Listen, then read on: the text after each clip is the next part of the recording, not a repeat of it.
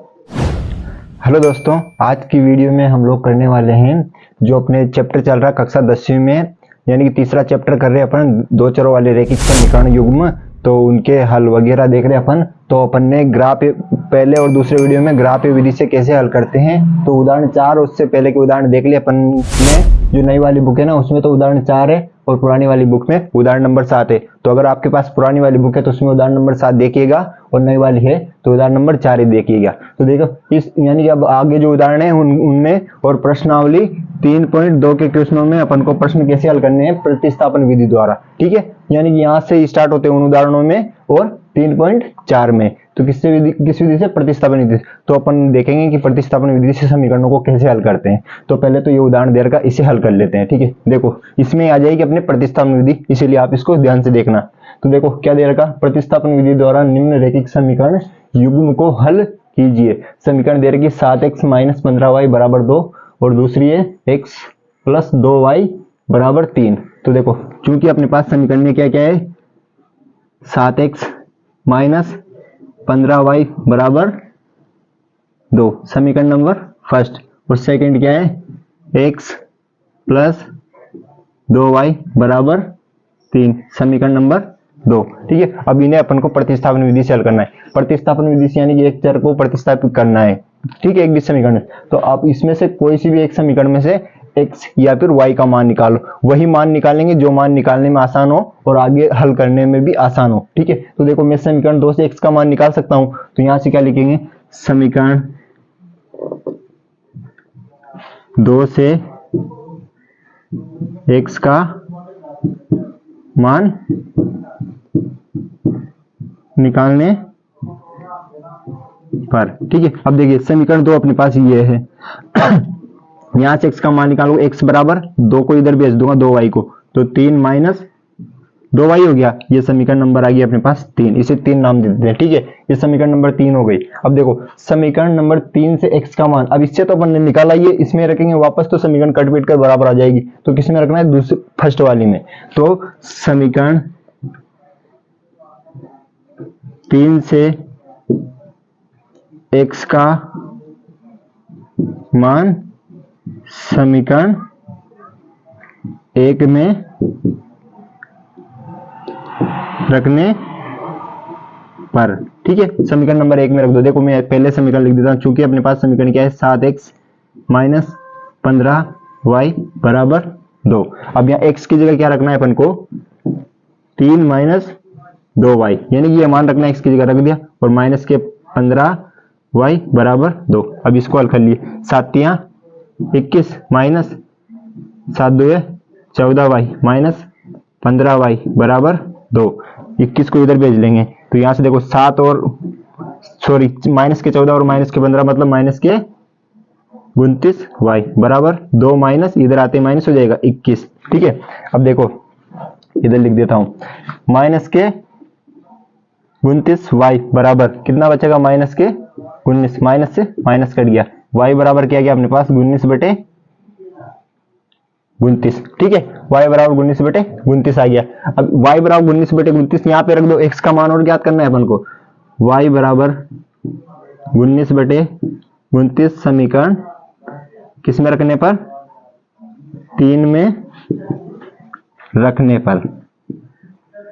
ठीक है, 3 में रखेंगे तो क्या हो जाएगा, क्योंकि अपने पास समीकरण क्या है, x बराबर 3 - 2y, तो यहां से हो जाएगा 3 2 × 19/29, तो यहां से हो जाएगा 3 माइनस हल करेंगे 2 38/29, और यहां से अब यहाँ एलसीएम कितना आ जाएगा, 29 को इससे गुणा करेंगे, 1 9 9 2 3 27 के साथ हासिल के 2 2 3 6 6 और 2 8 87 माइनस 38।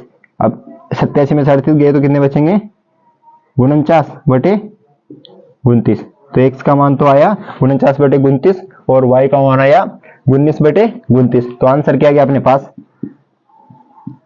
x बराबर तो 49/29 और y बराबर 19/29। 29। ठीक है, तो देखो फर्स्ट क्वेश्चन को इस प्रकार करना है अपन को, यानी कि जो भी प्रतिस्थापन विधि का उदाहरण 4 है ना, यानी कि फर्स्ट ये तो अपने लिए प्रतिस्थापन विधि से, तो उदाहरण नंबर 4 को इस प्रकार करना है। अब इसके जितने भी आगे उदाहरण आएंगे और प्रश्नावली 3.2 के जितने भी क्वेश्चन आएंगे उनमें अपन को प्रतिस्थापन विधि से हल करना है, यानी कि लास्ट में x और y का मान ही निकालना है। ठीक है, इस विधि द्वारा। तो इस विधि में किसी भी दो समीकरणों में से एक समीकरण से x का मान निकालो या फिर y का मान निकालो, अपन अपनी मन से किसी का मान निकाल सकते हैं जो मान आसान रहेगा। ठीक है, और वह दूसरी समीकरण में रखना है, फिर वहां से दूसरी समीकरण से एक मान आ जाएगा अपने पास x या फिर y का, फिर उस मान को जिस समीकरण में अपन ने ये निकाला था ना उसमें रख देंगे, तो x या y मान जो भी रखेंगे वो आ जाएगा अपने पास। ठीक है, तो चलो अब उदाहरण नंबर 5 करते हैं, जो कि पुरानी वाली में तो उदाहरण नंबर 8 होगा। ठीक है, तो चलो मैं लिख लेता हूं उसको पहले। देखिए उदाहरण नंबर 5 दे रखा अपन को, ये उदाहरण नंबर 5 सेम टू सेम जिससे कि पिछली साल की बुक में अगर आप देखोगे ना तो प्रश्नावली 3.1 थी ना, उसका पहला ही क्वेश्चन ही है जो कि अपन को प्रतिस्थापन विधि से हल करने को दे रहा है, और उस यानी कि उस वाले चैप्टर यानी कि 3.1 में अपन को ग्राफी विधि से हल करने को दे रखा है। ठीक है, तो इसमें अपन को प्रतिस्थापन विधि से हल करना है। इसको क्वेश्चन दे रखा है, आफताब अपनी पुत्री से कहता है 7 वर्ष पूर्व में तुमसे 7 गुनी आयु का था और अब से 3 वर्ष बाद में तुमसे 3 गुनी आयु का रह जाऊंगा, तो इस स्थिति को प्रतिस्थापन विधि से हल करो। ठीक है, हल कीजिए, ये दे रखा अपन को। तो क्या करेंगे अपन, मान लेंगे, माना कि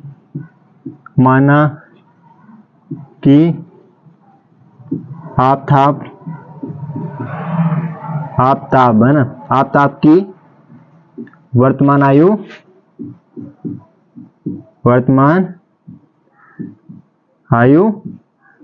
x या पहले s ले लो। ठीक है, s है,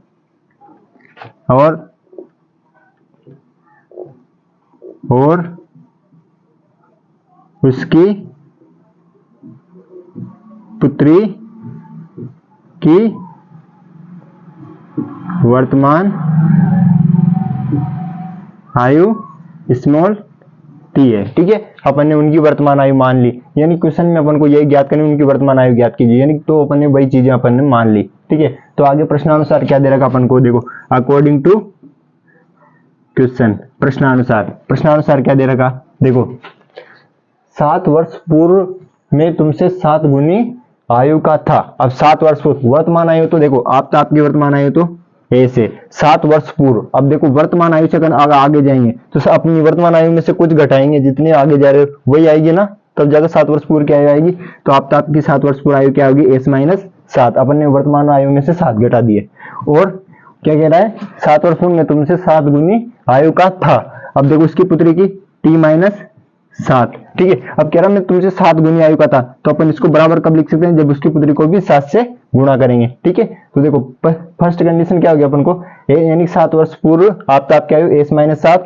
7 वर्ष पूर्व उसकी पुत्री की आयु t-7, और उसने कंडीशन में बोला 7 गुनी आयु का था, तो 7 से गुणा कर दिया अपन ने, 7 गुणा कर दिया उसकी पुत्री की आयु को। ठीक है, तो यहाँ से हल कर लो, s-7 बराबर यहाँ से हो जाएगा 7t-49। ठीक है, अब यहाँ से s-7t को इधर भेज रहा बराबर 7 को इधर ले रहा मैं, -49 माइनस क्या हो जाएगा +7, तो यहाँ से हो जाएगा s-7t बराबर कितना बचेगा यहाँ पे, -42। ठीक है, तो क्या आ गया पहली समीकरण, s-7t बराबर -42। चाहो तो माइनस को इधर भेज दो या कोई दिक्कत नहीं, इसको हल कर लेंगे आगे। ये समीकरण नंबर फर्स्ट। अब देखो सेकंड कंडीशन क्या दे रहे कि अपन को, प्रश्नानुसार अब से 3 वर्ष पूर्व में तुमसे 3 गुनी आयु का रह जाऊंगा। अब देखो पुनः प्रश्नानुसार अकॉर्डिंग टू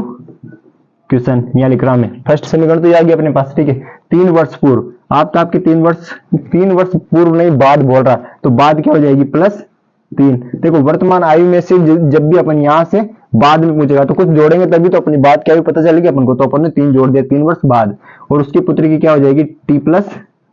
ठीक है, और कितनी गुनी हो जाएगी, 3 गुनी आयु का हो जाऊंगा, यानी बाद में तो हो जाऊंगा, और पीछे यानी कि पूर्व में जाएंगे तो था ही आएगा। ठीक है, तो यहाँ से क्या हो जाएगा, इसको हल कर लो, s+3 बराबर 3t +3 ठीक है, तो यहाँ से s-3t को इधर भेज दिया बराबर 9 - 3 को इधर लाएंगे तो माइनस हो जाएगा, तो s-3t बराबर कितना बचेगा 6 समीकरण नंबर 2। ठीक है, तो अपने पास 2 समीकरण आ गई, इनको किस विधि से हल कर लेंगे अपन, प्रतिस्थापन विधि से हल। ठीक है, तो इस समीकरणों को ऐसे बनाना है अपन को। अब चाहो तो आप यहाँ अकॉर्डिंग टू क्वेश्चन की जगह ये पूरी लाइन यहाँ से यहाँ तक जो दे रखी है वो लिख लेना, और ये यहाँ से अब से 3 वर्ष यहाँ तक कहाँ तक ले जाऊंगा यहाँ तक लिख लेना। ठीक है, लिख लेना, या फिर अपन को मेन तो समीकरण बनाना है और उनको प्रतिस्थापन विधि से हल करना है। ठीक है, तो आप ये लिख लेना, मैं इसको मिटा देता हूँ। ठीक है, तो क्या हो जाएगा यहाँ से,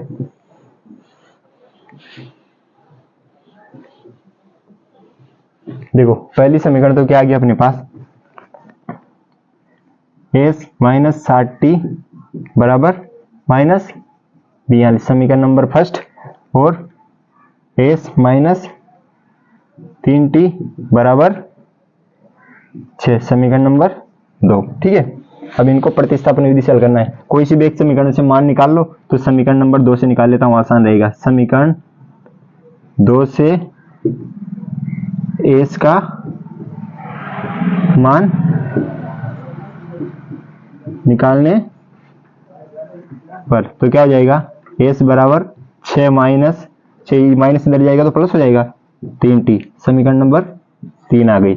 समीकरण 3 से इसका मान समीकरण नंबर 1 में रखने पर, समीकरण 3 से s का मान समीकरण किस में रखना है, अब 1 में, 1 में रखने पर। ठीक है, तो क्या हो जाएगा यहाँ से, समीकरण 1 क्या है अपने पास, s माइनस 60t बराबर माइनस के 42, तो यहाँ से इसका मान रखना है 6 प्लस 3t माइनस के 60t बराबर माइनस 42। देखो 6 इधर आएगा तो माइनस हो जाएगा, और यहाँ से क्या हो जाएगा, माइनस के 4t, माइनस के 7 में से प्लस के 3 जाएंगे तो माइनस के 4t बच जाएंगे, और माइनस के 42 और माइनस के 6, तो 4t माइनस के बराबर माइनस 42 और माइनस 6 यानी कि माइनस 48, माइनस से माइनस कट गया। ठीक है, और 4 से 48 कितनी बार कट गया, 12 बार, तो t बराबर तो क्या गया अपने पास 12। ठीक है, t बराबर 12 समीकरण नंबर किस में रखना है, इसमें रखना है, तभी तो इसका मान आएगा। t बराबर 12 समीकरण 3 में रखने पर क्या हो जाएगा, यहाँ से समीकरण 3 है अपने पास, s बराबर 6 प्लस 3t, तो s बराबर 6 प्लस 3 इंटू टी का मान क्या है 12, तो s बराबर 6 प्लस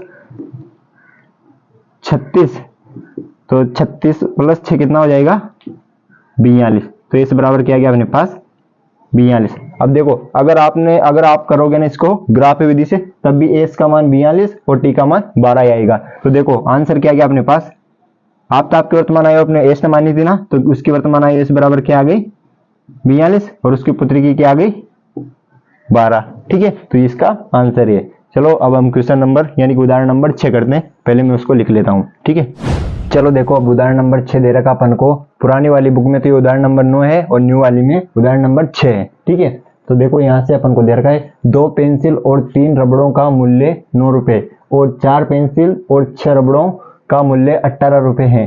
प्रत्येक पेंसिल तथा प्रत्येक रबड़ का मूल्य ज्ञात कीजिए। तो वही अपन मान लेंगे, माना कि एक पेंसिल का मूल्य x रुपए है तथा एक रबड़ का मूल्य y रुपए है। फिर उनकी मदद से 1-2 समीकरण बना लेंगे, उन समीकरणों को प्रतिस्थापन विधि से हल कर लेंगे। ठीक है, तो चलो देखो क्या हो जाएगा, माना कि एक पेंसिल का मूल्य क्या है x रुपए तथा एक रबड़ का मूल्य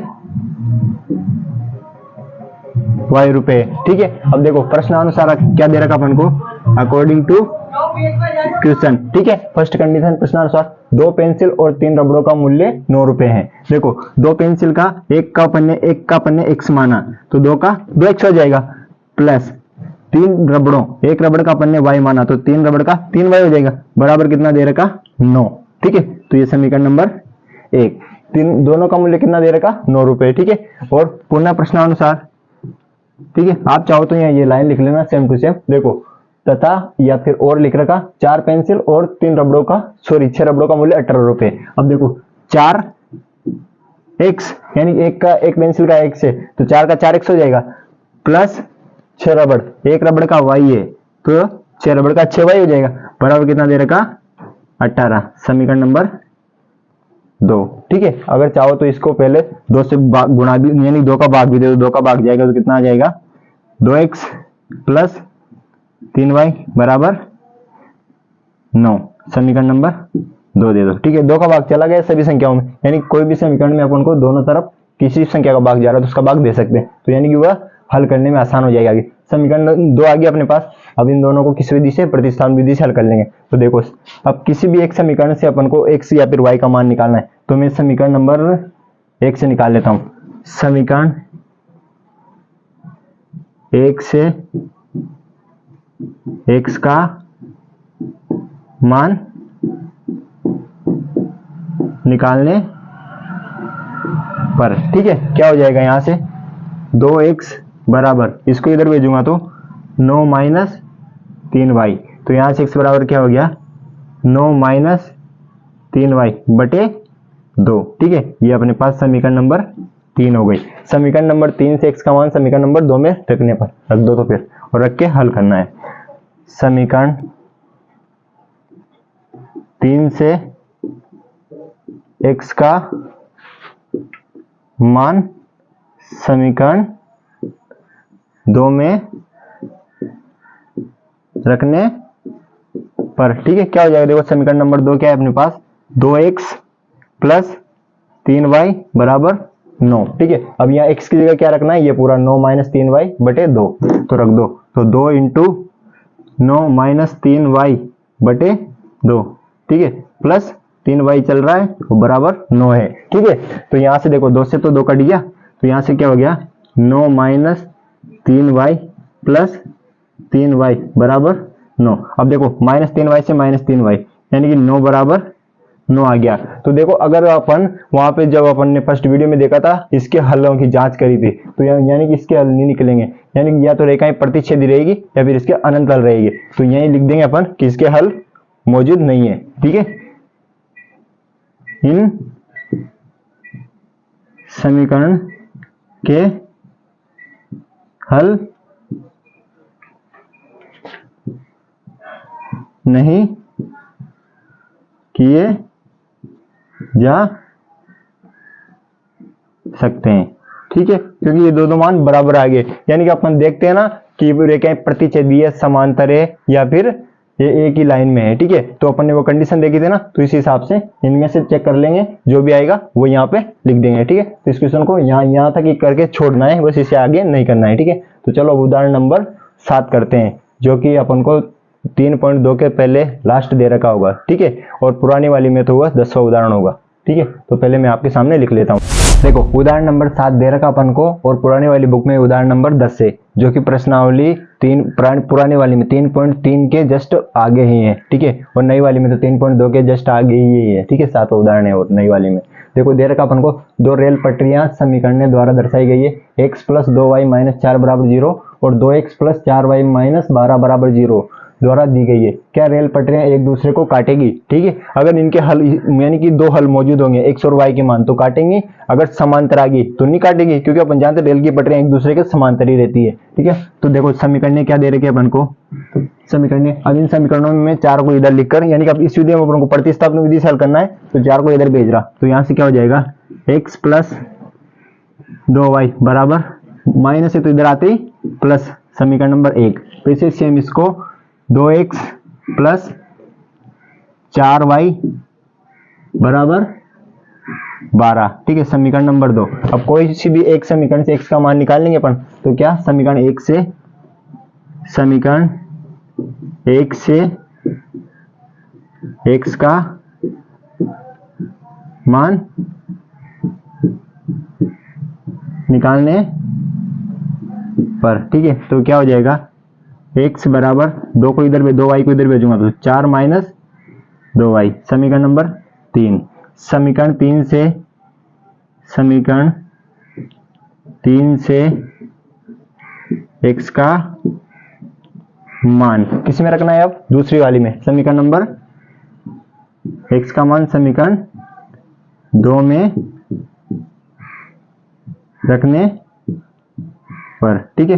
देखो समीकरण 2 क्या है, चूंकि पहले समीकरण 2 लिख देता हूं, 2x प्लस 4y बराबर 12, तो यहां से 2 इंटू 4 माइनस 2y और प्लस 4y बराबर 12, तो यहां से अब इसको अंदर गुणा कर देंगे तो कितना हो जाएगा, 1 चुक 4 2 चुक 8 माइनस 4y प्लस 4y बराबर 12। देखो माइनस 4y से प्लस 4y कट जाएंगे तो क्या आ गया, 8 बराबर 12। देखो यहाँ चर ही खत्म हो गया, तो इसका मतलब यहाँ अपन मान ज्ञात नहीं कर सकते। तो इसका मतलब अगर अपन चेक करेंगे ना वो तीनों रो में से, तो रेखाएं क्या आएगी, अपने समांतर रेखाएं आएगी, समांतर। क्योंकि अपन भी जानते हैं कि रेल की पटरियां क्या होती है, एक दूसरे के समांतर होती है, तो क्या लिख देंगे, यहाँ पर दोनों समीकरण समांतर है तथा ये एक दूसरे को प्रतिच्छेद नहीं करेगी, ठीक है, इसलिए इसका हल मौजूद नहीं है या फिर विद्यमान नहीं है, ठीक है।